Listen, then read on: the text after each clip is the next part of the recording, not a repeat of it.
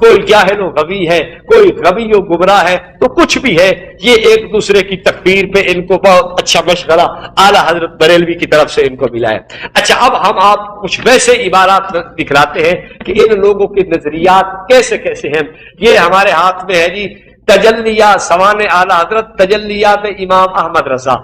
اس کتاب کے صفحہ 156 پہ لکھا ہوا ہے کہ یہی محدث اعظم ہند کچھوچوی قدس سرہ فرماتے ہیں علماء دین کا اعلیٰ کارنامہ 14 صدی سے چلا آ رہا ہے، مگر لغزش قلم اور فلتت لسان سے بھی محفوظ رہنا یہ اپنے بس کی بات نہیں۔ زور قلم میں بکثرت تفرد پسندی آ گئے، بعض مجدد پسندی پہ اتر آئے۔ یہ کرتے کرتے آگے کہتے ہیں کہ اعلیٰ حضرت فاضل بریلوی کی زبان و قلم کا یہ حال دیکھا کہ مولا تعالیٰ نے اپنی حفاظت میں لے لیا اور زبان و قلم نقطہ برابر خطا کرے اس کو ناممکن بنا دیا۔ یعنی اعلیٰ حضرت کی زبان و قلم سے نقطہ برابر بھی خطا نہیں ہو سکتی۔ لیکن اس جال حق میں آپ دیکھیں کہ اس جال حق کے اندر کیا لکھا گیا ہے۔ اس میں عصمت انبیاء کے متعلق پہلے بھی آپ پڑھ چکے ہیں کہ گناہ پر قادر تو ہوتے ہیں لیکن گناہ کرتے نہیں ہیں۔ اور اس عصمت انبیاء کے متعلق جو انہوں نے بات مفتی احمد یار نعیمی صاحب نے لکھی ہے اس کو بھی آپ ملاحظہ فرما لیں کہ انہوں نے انبیاء کے متعلق کیا لکھا ہے اور یہ اپنے اعلیٰ حضرت کے متعلق کیا لکھ رہے ہیں۔ آگے دیکھیے، آپ لکھتے ہیں انبیاء کرام ارادتاً گناہ کبیرہ سے ہمیشہ معصوم ہیں، جان بوجھ کر نہ تو نبوت سے پہلے گناہ کبیرہ کر سکتے ہیں اور نہ اس کے بعد، ہاں نسیاناً خطاً صادر ہو سکتے ہیں مگر اس پر قائم نہیں رہتے۔ تو انبیاء سے گناہ کبیرہ کہہ رہے ہیں، بھول کر خطا سے صادر ہو سکتے ہیں۔ ادھر تو بھول کے گناہ کبیرہ بھی نبی سے صادر ہو سکتا ہے، لیکن اعلیٰ حضرت بریلوی صاحب کی شان یہ ہے کہ ان سے جناب ان کی زبان و قلم سے نقطہ برابر خطا بھی نہیں ہو سکتی۔ آپ دیکھیں کہ انبیاء سے اعلیٰ حضرت کو بڑھا دیا گیا، اور پھر یہی نہیں، اعلیٰ حضرت کو اتنا بڑھایا گیا کہ اعلیٰ حضرت کی ذات کے متعلق انہوں نے اسی کتاب کے صفحہ 166 کے اندر لکھا ہے کہ جناب آپ کی ذات عکس پیمبر، آپ کی ذات عکس پیمبر۔ عکس کا کیا معنی ہوتا ہے؟ لغت کو اٹھائیے، عکس فوٹو کو بھی کہتے ہیں۔ عکس یہ بھی ہے کہ آپ شیشے کے سامنے کھڑے ہو، شیشے میں جو تصویر آئے اس کو عکس کہتے ہیں۔ گویا کہ معاذ اللہ نقل کفر نواشت یہ کہہ رہا ہے کہ اگر نبی پاک صلی اللہ علیہ وسلم کو آئینہ کے سامنے کھڑا کیا جائے تو جو سامنے تصویر آئینہ میں نظر آئے گی وہ احمد رضا خان بریلوی کی ہوگی، العیاذ باللہ۔ یا دوسرے معنی میں اگر کسی نے نبی پاک صلی اللہ علیہ وسلم کا فوٹو دیکھنا ہے تو وہ احمد رضا خان کا فوٹو دیکھ لے۔ یہی بات نہیں ہے، یہ بات انہوں نے اپنی وصایا شریف کے اندر بھی لکھی ہے۔ وصایا شریف کے اندر اعلیٰ حضرت بریلوی کے متعلق انہوں نے لکھا ہے کہ تو دیدار مجتبی صلی اللہ علیہ وسلم ہے۔ یہ دیکھیے وصایا شریف ہے، اور وصایا شریف اس کتاب کے صفحہ 75 پہ لکھا ہے تو عاشق مصطفیٰ صلی اللہ علیہ وسلم ہے، تو دیدار مجتبی صلی اللہ علیہ وسلم ہے، یعنی تجھے دیکھ لیا جائے تو نبی پاک صلی اللہ علیہ وسلم کا دیدار ہو جاتا ہے۔ العیاذ باللہ، العیاذ باللہ۔ اتنا بڑا کفر، اتنی بڑی بکواس یہ تو مرزا نے بکی ہے۔ کیوں؟ وہ مرزے کو بھی نبی پاک صلی اللہ علیہ وسلم کا عکس سمجھتے ہیں اور وہ بروز اور ذل سمجھتے ہیں۔ اتنی بڑی گستاخی ان کے شاگرد اعلیٰ حضرت بریلوی نے کی ہے۔ کیوں؟ استاد کا شاگرد ہے، آخر اس سے 2 قدم بڑے نہیں تو گھٹے بھی تو نہیں نا۔ یہ مرزائیوں کا شاگرد تھا۔ اگر مرزائیوں نے نبی پاک صلی اللہ علیہ وسلم کا ذل اور بروز اور عکس اپنے مرزا کو بنایا ہے تو اعلیٰ حضرت بریلوی نے بھی کمی نہیں چھوڑی۔ اور اس کے ساتھ ساتھ آگے دیکھیے، یہ ایک انوار رضا ہے کتاب، یہ انوار رضا ماہنامہ چھپتا ہے جوہر آباد سے، اس کا یہ گوشہ خاص چھاپا گیا ہے، اشاعت خاص بیاد رفتگان، اور یہ مختلف اس میں شاہ احمد نورانی صاحب، پیر سید محمد چشتی بخاری، شیخ المشاہد حضرت پیر محمد اسلم قادری، ان کے متعلق چھاپا گیا ہے، ان کے جو ہے نا سوانح حیات کے متعلق۔ اس کے صفحہ 40 پہ ایک بہت دل سوز اور ایمان سوز شعر نقل کیا گیا ہے، آپ کو میں پڑھ کے سنا دیتا ہوں۔ کہتے ہیں ذات حضور میں انہیں یکجا کیا گیا، ذات حضور میں انہیں یکجا کیا گیا، حق نے کل انبیاء کو جو بخشی برائیاں۔ الیاذ باللہ جو برائیاں تمام انبیاء کو بخشی گئی تھی. یہ انوار رضا مجلہ جو ایک خصوصی اشاعت لکھی گئی ہے اس میں کہا گیا ہے کہ جو اللہ تعالیٰ نے تمام انبیاء کو الیاذ باللہ نقل کفر نباشد، زبان منہ کو آتی ہے، کلیجہ منہ کو آتا ہے، اتنا بڑا کفر، اتنی بڑی گستاخی کہ جو برائیاں اللہ نے تمام انبیاء کو دی تھی اللہ نے وہ ساری اکٹھی کر کے نبی پاک صلی اللہ علیہ وسلم اکٹھی کر دی. الیاذ باللہ. تو بھائی اس کو اسلام نہیں سمجھتے. اگر یہ اسلام ہے تو پتہ نہیں کفر کس چیز کا نام ہے کہ نبی پاک صلی اللہ علیہ وسلم کو اتنی بڑی گستاخیاں، اتنی بڑی برائیوں کا حامل کہا جائے. ہم اس کو کبھی بھی تسلیم نہیں کر سکتے. یہ اعلیٰ حضرت کے خصوصی خلیفہ ہیں. یہ ابو الحسنات علی قادری صاحب سید محمد احمد قادری، یہ ضیاء القرآن سے کتاب چھپی ہے، اس کا نام اوراق غم ہے. اس کتاب میں وہ نبی پاک صلی اللہ علیہ وسلم کی وفات کا تذکرہ کرتے ہوئے کہتے ہیں جس سرد سہی نے چمن وجود میں بلندی حاصل کی اسے ارائے فنائے بیخ و بن سے کاٹا گیا، اور جس نہال تازہ نے گلشن حیات میں نشو و نما پائی تیر ممات نے اسے فنا کر دیا. نبی پاک صلی اللہ علیہ وسلم کے متعلق لکھتے ہیں کہ آپ کو تیر ممات نے کیا کر دیا؟ فنا کر دیا. میں پوچھتا ہوں شاہ اسماعیل دہلوی کے متعلق باتیں کرنے والوں کہ شاہ اسماعیل دہلوی نے یہ کیا ہے کہ وہ کہتا ہے کہ میں مر کے مٹی کے اندر ملنے والا ہوں. یہ جو حضور پاک صلی اللہ علیہ وسلم کے متعلق عقیدہ رکھتا ہے کہ ان کو تیر ممات نے فنا کر دیا، یہ کیا تمہارے اصول کی روشنی میں اسماعیل دہلوی کے برابر نہیں اترتا؟ اسماعیل دہلوی کو تو اعلیٰ حضرت نے کہا ہے کہ میں مسلمان سمجھتا ہوں، کافر نہیں کہتا. اس کے متعلق کیا اشارہ تمہارا؟ اور آکے غم والا اعلیٰ حضرت کا خلیفہ، اور یہاں جس کو تم علامہ کے نام سے اور جس کی تم بڑی تعریف کرتے نہیں تھکتے، اس نے اپنی کتاب میں نبی پاک صلی اللہ علیہ وسلم کی وفات کو تشبیہ دیتے ہوئے کہا ہے کہ ان کو تیر ممات نے فنا کر دیا. اب آگے آئیے، سیدنا حسین رضی اللہ تعالیٰ عنہ کی کتنی بڑی گستاخی یہ حیات صدر الافاضل کے اندر سید نعیم الدین مراد آبادی کرتے ہیں. آؤ دیکھو، کہتے ہیں کہ سیدنا حسین رضی اللہ تعالیٰ عنہ کی یہ شہادت کا تذکرہ کرتے کرتے آگے لکھتے ہیں جو سید انبیاء صلی اللہ علیہ والسلام کا بوسہ گاہ تھا گھوڑوں کے سموں سے روندا گیا، استخوان اقدس سرما ہو گئی، نرگے سے نیو خواب نے خاک پر بستر کیا، گلاب کی پتیاں خاک میں مل گئیں. یعنی حضرت حسین رضی اللہ تعالیٰ عنہ کے چہرہ اقدس کو اس نے گلاب کی پتیاں کہا ہے، یعنی یہ گلاب کی پتیاں خاک میں مل گئی. میں اب آپ سے پوچھتا ہوں، اسماعیل دہلوی کی اس بات پہ فتوے لگانے والوں، آؤ اپنے بابا جی کو بھی تو دیکھ لو.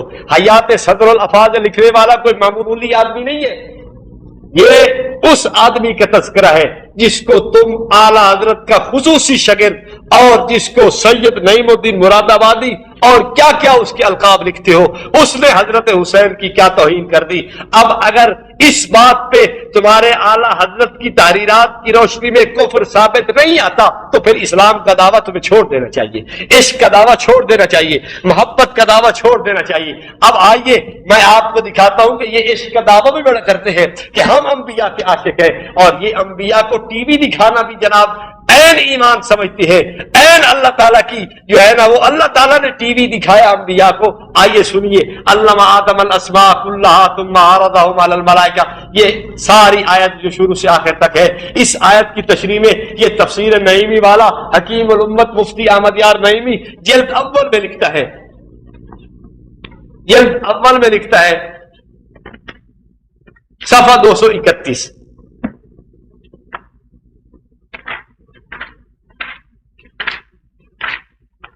کہتا ہے آؤ سنیے بات،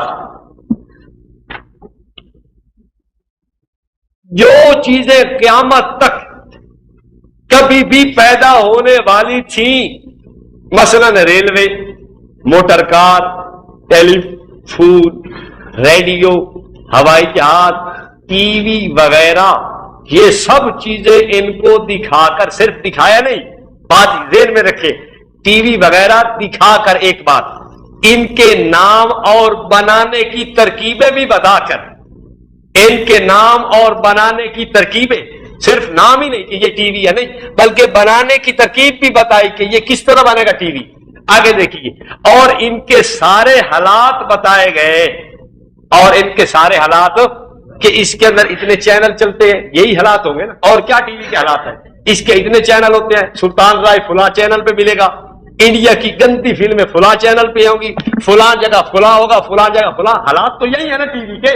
اس ظالم نے حضرت آدم کی کتنی بڑی توہین کر دی، اور اسی نے اس جلد اول کے اندر آگے دیکھیے صفحہ 557 پہ ابا واستکبرا، اس پہ کہتا ہے ہرس اور طمع سے بچو، کہ اسی نے آدم علیہ السلام کو جنت سے باہر کیا.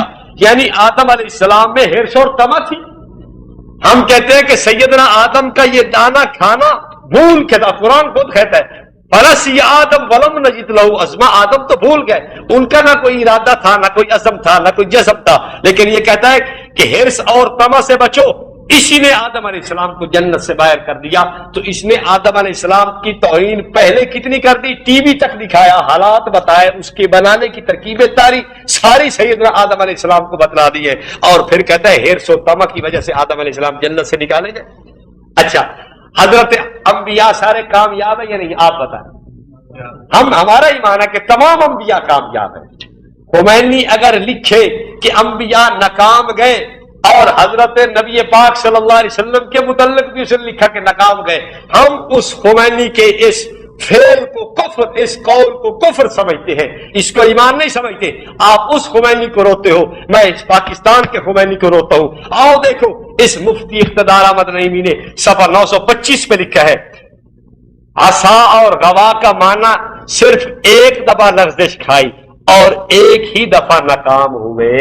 وَعَصَىٰ آدَمُ رَبَّهُ فَغَوَىٰ میں کہتا ہے عصا اور غوا کا معنی صرف ایک دفعہ لغزش کھائی اور ایک ہی دفعہ ناکام ہوئے. انبیاء علیہ السلام کو یہ ناکام کہنا ان کا شیوا ہے. ان کے ایک مولوی مفتی محمد عمر اشروی صاحب جن کو کہا جاتا ہے، اس نے مقیاس حنفیت کے اندر حضرت سیدنا موسیٰ علیہ السلام کے متعلق لکھا ہے کہ اپنے مقصد سے ناکام رہ گئے. حضرت موسیٰ علیہ السلام کو اس نے ناکام لکھا ہے. اور ان کی کتاب انوار شریعت جلد 2 صفحہ 55 پہ انہوں نے سیدنا عیسیٰ علیہ السلام کو ناکامیاب لکھا ہے.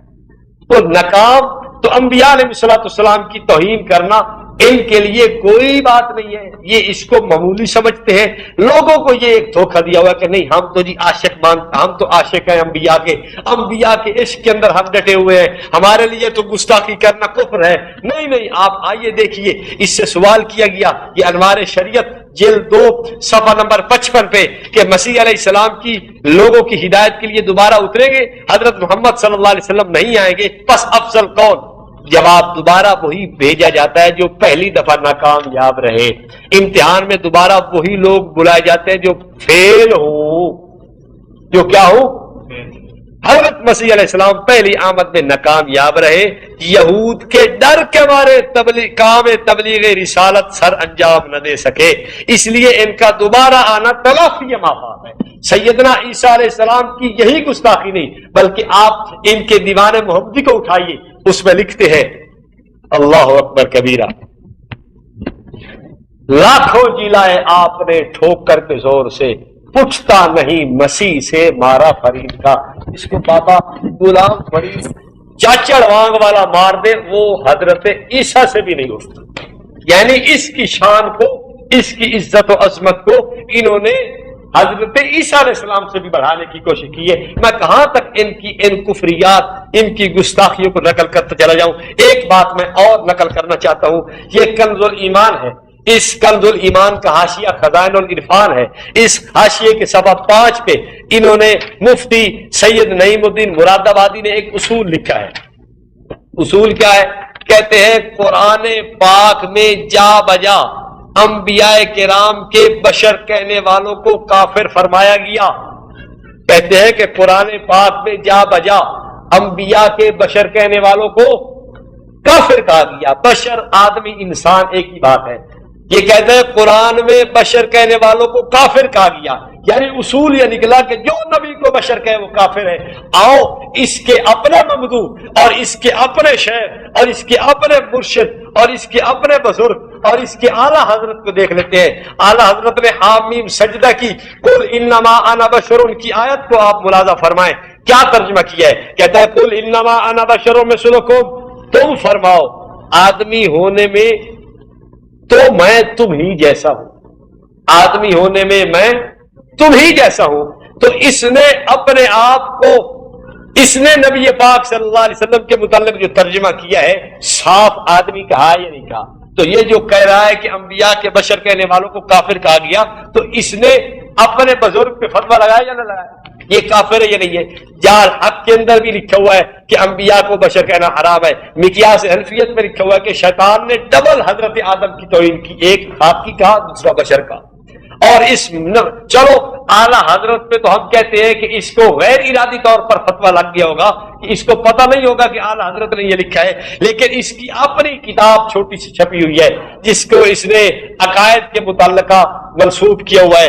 اس رسالچے کے اندر اس نے خود مانا ہے کہ انبیاء وہ بشر ہیں، انبیاء وہ بشر ہے. تو میں پوچھتا ہوں نعیم الدین مراد آبادی سے کہ جناب آپ کا عجیب نظریہ ہے، آپ کا عجیب نقطہ نظر ہے. ایک طرف تو کہتے ہیں کہ انبیاء کے بشر کہنے والوں کو کافر کہا گیا ہے، اور دوسری طرف آپ خود لکھ رہے ہیں کہ انبیاء وہ بشر ہیں. اس بات کا ہمیں پتہ نہیں چلتا. اس سے پتہ چلتا ہے کہ نعیم الدین مراد آبادی کے پاس جو کفر کی تکفیر کی مشین کا نسب تھی، یہ انجانے میں اپنے اوپر بھی فائر کر بیٹھے ہیں، ان کو پتہ کوئی نہیں چلتا. باولا کتا اپنے آپ کو کاٹتا ہے، سمجھ آ رہی بات کی؟ اس کو پتہ نہیں چلتا کہ میں کیا کر رہا ہوں، وہ اپنے آپ کو کاٹنا شروع کر دیتا ہے. تو جب تکفیر میں اتنے سرگرم ہوئے، انہوں نے بجائے کسی اور پہ کفر کا فتویٰ لگانے کے، وہ تو لگائے ہی لگائے لیکن اپنے آپ کو بھی معاف نہیں کیا، اپنے اوپر بھی کفر کا فتویٰ لگایا. یہاں صاف لکھا ہے صفحہ 9 پہ انبیاء وہ بشر ہیں. تو میں ان سے پوچھتا ہوں مراد آبادی صاحب سے کہ چلو اعلیٰ حضرت یا دیگر جتنے بھی تمہارے بشر کہنے والے ہیں ان کو تو کافر کہو گے یا نہیں کہو گے؟ اپنے متعلق کیا آپ کا فیصلہ ہے کہ آپ کافر ہو یا نہیں ہو؟ ادھر کہتے ہو کہ انبیاء کو بشر کہنے والے ان کو قرآن کافر کہتا ہے، اور ادھر اپنے آپ کو کافر کہو نا. قرآن کی بات تو پکی ٹھکی ہے یا نہیں ہے؟ قرآن کی بات تو نہیں بدل سکتی. قرآن کی بات کو تو ہم یہ نہیں کہہ سکتے کہ یہ جناب غلط ہے. قرآن تو بالکل اس کی زیر و زبر میں بھی فرق نہیں کیا جا سکتا. قرآن صحیح لاریب کتاب ہے. اس سے انہوں نے یہ نتیجہ اخذ کیا کہ قرآن کہتا ہے کہ جناب انبیاء کے بشر کہنے والے کافر ہیں. تو سوال یہ ہے کہ انبیاء کو بشر تو بھی کہہ رہا ہے، تو کافر ہے یا نہیں؟ نعیم الدین مراد آبادی صاحب، ان کے متعلق ہم یہی اب کہیں گے کہ یہ بھی ان تحریرات کی روشنی میں کیا بنے؟ کافر بنے. اب میں آپ کے سامنے انوار قمریہ نامی کتاب ہے، یہ ملفوظات قمر الدین سیالوی صاحب کے ہیں، اور آج جتنے بھی بریلوی ہیں اپنے آپ کو سیالوی کہلانے پہ فخر سمجھتے ہیں. اب آپ عبارت سن لیجئے، فیصلہ آپ کے ذمہ رہا. میں قمر الدین سیالوی صاحب کے متعلق کیا کہوں، بریلوی خود ہی فیصلہ کر لیں کہ جو اللہ تعالیٰ کو رانچا اور نبی پاک صلی اللہ علیہ وسلم کو بابل کہے، اس کے متعلق آپ خود ہی فیصلہ کر لیں کہ ان کے متعلق کیا فیصلہ ہونا چاہیے. یہ آپ کے اپنے گھر کی بات ہے، جو فیصلہ کر کے آپ بتا دیں گے ہمیں وہ آمین ہے. یہ عبارت لمبی ساری ہے، میں ساری پڑھ دیتا ہوں. یہاں سیال شریف کی جنوبی مسجد میں ایک مولوی صاحب نجدی خیالات والا رہتا تھا. ایک مرتبہ شہر کی چند عورتیں مل کر پانی بھرنے کے لیے جا رہی تھی. ایک ماں یہ کہتی جاتی تھی جس کے الفاظ تھے، میرے بابل دی لاج رکھی ہوئے رانچیا. کیا؟ میرے بابل دی لاج رکھی ہوئے. یہ سن کر مولوی صاحب نے غصے کی حالت میں کہا یہ کفر بکتی جا رہی ہے. اتفاقاً پیر سیال پاس ہی موجود تھے. آپ نے فرمایا یہ تو قرآن مجید پڑھتی جا رہی ہے. سبحان اللہ، یہ تو یہ پتہ نہیں کتنے قرآن نازل ہوا ہے. پیر سیال نے کیا فرمایا کہ یہ شاید سیال شریف کی لت ہوئے قرآن ایک انہاں بریلوی نے پتہ کہ قرآن لتا کہ میرے بابل دی لاج رکھی میں رانچیا، اے قرآن دی آیت. خیر یہ بریلویوں سے ہمارا سوال ہے کہ یہ قرآن کون سے قرآن کی شیعہ والا جڑا خارج کیا ہوتا نہیں تو کرے لگتے تو انہاں آدھی نہ سری چیو باوے وہی انہیں.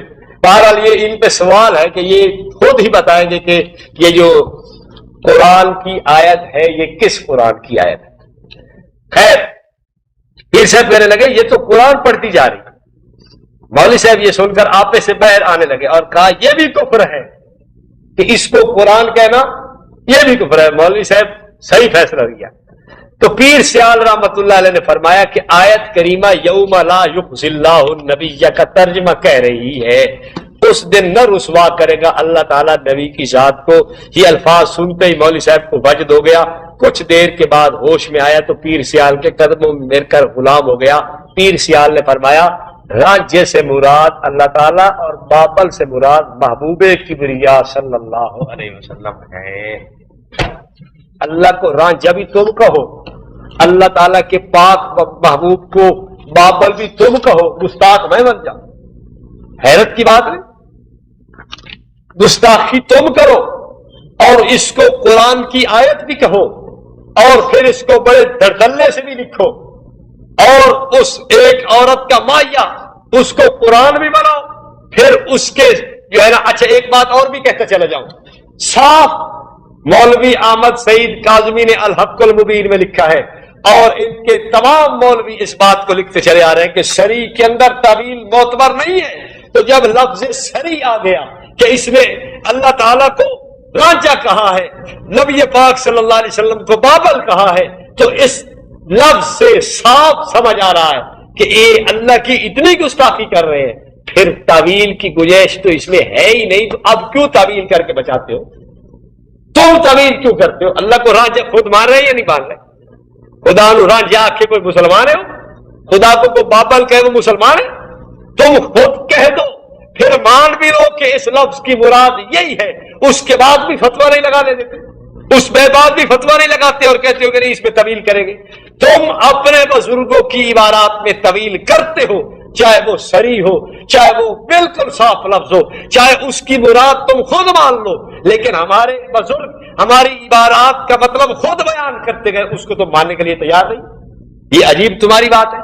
یہ میرے پاس تفسیر نور العرفان ہے، اس ایک تفسیر کے اندر اتنے حوالے ہیں جو میں اب تک بیان کر چکا ہوں، اس سے بھی زائد حوالے آپ کو معلوم ہو جائیں گے۔ اس تفسیر کا سب یہ چھپی ہوئی ہے نور العرفان نئی کتب خانہ گجرات سے، اس کتاب کا 799 نمبر صفحہ اگر آپ کھول لیں، اس کتاب کے اندر عجیب بات آپ کو ملے گی۔ یہ کہتا ہے کہ حضور صلی اللہ علیہ وسلم نے نبوت سے پہلے بھی بتوں کے نام کا ذبیحہ کھایا۔ العیاذ باللہ، العیاذ باللہ، العیاذ باللہ۔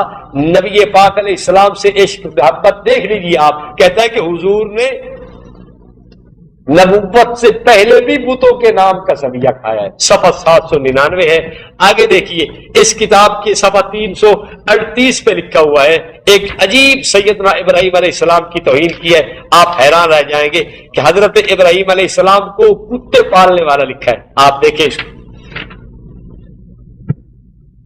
آپ کے پاس، آپ کے ہاں، پیچھے بات چل رہی ہے کافی لمبی کہ درود ابراہیمی نمازوں میں لازم فرما دیا وغیرہ، آپ کے ہاں 5000 کتے جانوروں کی حفاظت کے لیے تھے جن کے گلے میں سونے کے توق تھے۔ حضرت ابراہیم علیہ السلام نے جانوروں کی حفاظت کے لیے کتنے کتے رکھے ہوئے تھے؟ 5000 کتے۔ نبی کی اور کتے رکھنے کی کوئی بات موافقت ہو سکتی ہے؟ اس کو ملایا جا سکتا ہے؟ ہو نبی، صرف نبی نہیں جد الانبیاء ہو، صرف جد الانبیاء نہیں ابو الانبیاء ہو، صرف ابو الانبیاء نہیں بہت بڑی عظمت والا نبی ہو اور بہت بڑی عظمت والا رسول ہو، اس کو کہا جائے کہ اس نے کتے رکھے ہوئے تھے 5000 کتا۔ یہ نبی حضرت ابراہیم علیہ السلام کی گستاخی ہے، اس کو مسلمان کبھی بھی ایمان اور مسلمان کبھی بھی ان کی عزت و عظمت اور منقبت نہیں کہہ سکتے۔ ہم اس کو بالکل صراحتاً گستاخی سمجھتے ہیں، سیدنا ابراہیم علیہ السلام کی گستاخی ہے۔ اور اسی کتاب کے صفحہ 778 پہ لکھا ہوا ہے کہ حضرت آدم علیہ السلام کے متعلق عجیب انہوں نے گستاخی والا پہلو رکھا ہے، کہتے ہیں کہ حضرت آدم علیہ السلام پیدائش سے پہلے متقی نہ بنے تھے، پیدائش سے پہلے متقی نہ بنے تھے، یعنی حضرت آدم علیہ السلام پیدائش ہونے کے بعد متقی ہوئے، پہلے متقی نہیں تھے۔ اور نبی کے لیے تقوی کا بھی انکار کر رہا ہے۔ تیرا احمد رضا تو اتنا اونچا ہو کہ اس کو تو کہے کہ نقطہ برابر خطا نہیں کر سکتا، اور نبی کو کہے کہ وہ پیدائش سے پہلے متقی نہیں تھا۔ ایک کمال نہیں اس بھیجے کا، نبی کو کہے کہ پیدائش سے پہلے متقی نہیں تھا، اور اپنے اعلی حضرت کو کہے کہ اس سے نقطہ برابر بھی خطا نہیں ہو سکتی. سیدنا یوسف علیہ السلام کے متعلق آپ سنیے، کہتا ہے یہ ان کا ابا جان نقی علی خان بٹیر بازی کا بڑا شوقین، اور جس کو جناب بہت بڑی مہارت تھی، چکلے بازی کا بڑا محتمم بنا ہوا تھا جناب، وہ اپنی کتاب سرور القلوب کے صفحہ 21 پہ لکھتا ہے جب یوسف علیہ السلام نے زلیخا کی جزا فضا پر نظر کی، یعقوب علیہ السلام کی صورت نظر آئی کہ دانتوں میں انگلی دابے کہتی ہے اے یوسف تیرا نام پیغمبروں میں لکھا ہے اور تو نادانوں کے کام کرتا ہے. حضرت یوسف علیہ السلام کے لیے نادانوں کا لفظ استعمال کیا اس نے. کیا نبوت جو عصمت رکھتی ہے، نبوت جو بہت بڑا مرتبہ رکھتی ہے، کیا نبوت کو ہر ایرا غیرہ آدمی لکھتا چلا جائے کہ تو نادانوں کے کام کرتا ہے؟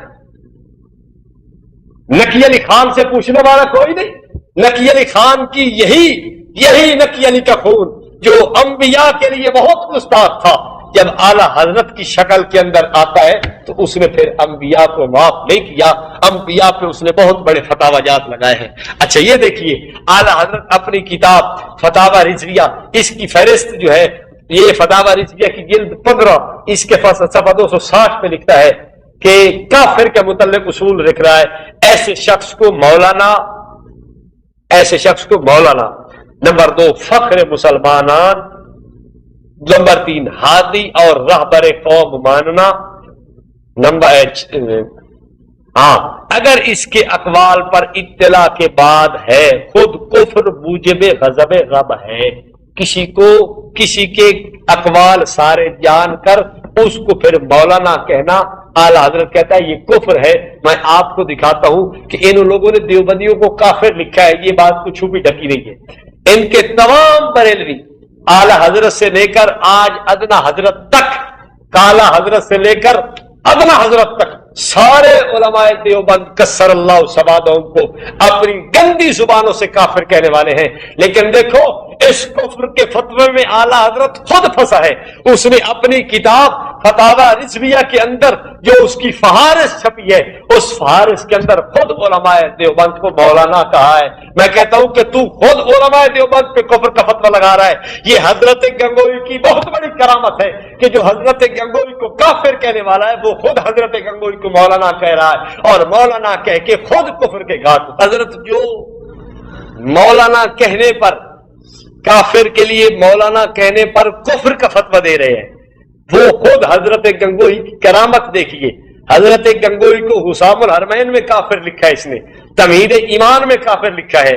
اس میں کافر لکھنے کے باوجود حضرت گنگوئی کی کرامت دیکھیے کہ اب جو فتاوی رضویہ چھپا ہے ان کا، اس کی فہرست صفحہ 169 پر حضرت گنگوئی کو مولانا لکھتا ہے. جواب مولانا مولوی رشید احمد گنگوئی وغیرہ.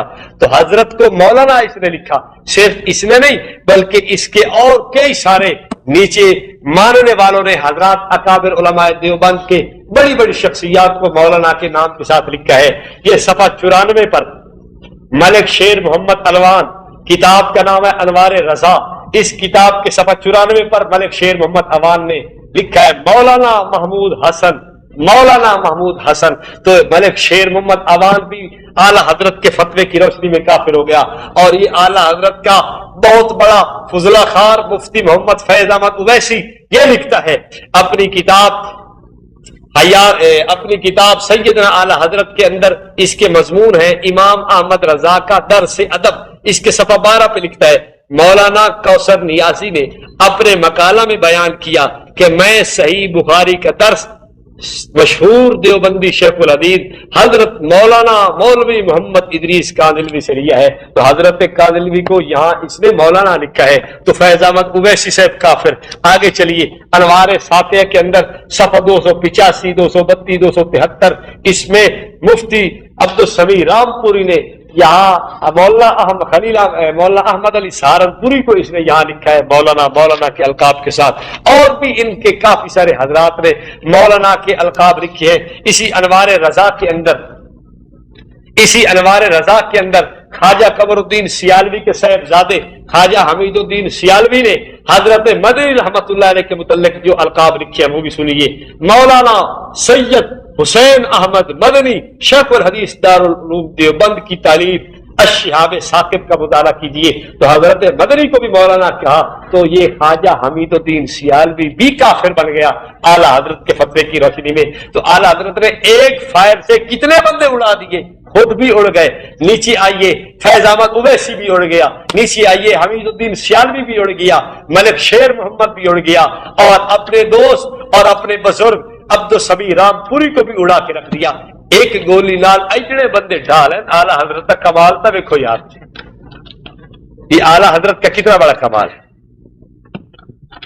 تو یہ میرے ہاتھ میں تفسیر نور العرفان ہے, اس کے ایک دو حوالے میں اور آپ کے سامنے لکھوانے کے بعد اس بات کو ختم کرنا چاہتا ہوں کہ نبی پاک صلی اللہ علیہ وسلم یا دیگر انبیاء یا اسلام کی کس قدر انہوں نے جو ہے نا توہین کی ہے کہ رسول محترم صلی اللہ علیہ وسلم اور آپ صلی اللہ علیہ وسلم کے جملہ اخوان جو آپ کے بھائی انبیاء علیہ السلام ہیں ان کی گستاخیاں یہ صاف لکھ رہے ہیں کہ 654 صفحہ پہ اسی نور العرفان کے کہ جو انبیاء کفار کے ہاتھوں شہید ہوئے وہ مجاہد نہ تھے. وہ مجاہد تو نبی بھلا مجاہد نہ ہو یہ کیسے ہو سکتا ہے؟ عام آدمی مجاہد بنا دیے تم نے, عام آدمی مجاہد ہے. تم اپنا مجاہد تحریک آزادی فضل حق خیر آبادی کو امیر المجاہدین کہتے ہو, فضل حق خیر آبادی کو امیر المجاہدین کہتے ہو, اور کہتے ہو کہ جو انبیاء کفار کے ہاتھوں شہید ہوئے وہ مجاہد نہ تھے. انبیاء کو مجاہد نہیں مانتے, اپنے فضل حق خیر آبادی کو امیر المجاہدین مانتے ہو. پھر یہ تمہارے لیے یہ بات بھی عبرت کی جگہ ہے کہ حضرت ننوتوی رحمت اللہ علیہ پر اعتراض کرنے والے کہ بظاہر عمل میں امتی نبی سے بڑھ سکتا ہے, اس کا جواب تو تمہارے اپنے بزرگوں نے دے دیا کہ ادھر امیر المجاہدین لکھتی ہو فضل خیر آبادی کو, اور ادھر انبیاء کے متعلق لکھا ہے کہ ہم ان کو جو انبیاء جو ہے کفار کے ہاتھوں شہید ہوئے ہم ان کو مجاہد نہیں مانتے. انبیاء علیہ السلام کی کتنی بڑی توہین ہے, مسلمان اس کو گوارا ہی نہیں کر سکتے کہ اس بات کو بندہ بیان کرے اور سوچے کہ یار یہ بھی ہو سکتا ہے کہ حضرات انبیاء علیہ السلام کے مجاہد ہونے کی بھی نفی کر دی جائے. الیاذ باللہ. بھائی یہ ہمارا ایمان تو اس بات کا تقاضا نہیں کرتا کہ ہم اس بات کو ایمان سمجھے اور اس بات کو صحیح سمجھے کہ انبیاء تو مجاہد نہ ہو اور لٹر پٹر ان کے مولوی اور بات ان کے جناب جی وہ سارے کے سارے مجاہد ہو جائیں. یہ میرے ہاتھ میں مقام رسول ہے, اور اس مقام رسول کے صفحہ نمبر 24 پہ لکھا ہوا ہے. کیا لکھتے ہیں کہ ایک بزرگ عالم دین عاشق رسول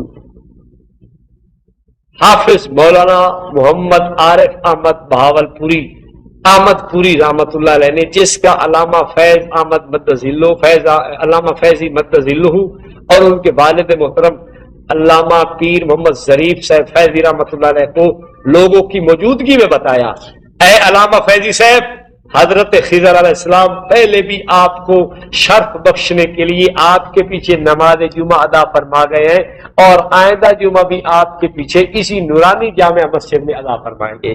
ان کو بڑا شوق ہے انبیاء کی امامت کرانے کا. اس فیضی صاحب نے حضرت خضر علیہ السلام کی امامت کی, اور اعلیٰ حضرت بریلوی نے ملفوظات میں نبی پاک صلی اللہ علیہ وسلم کی امامت کا ذکر کیا ہے.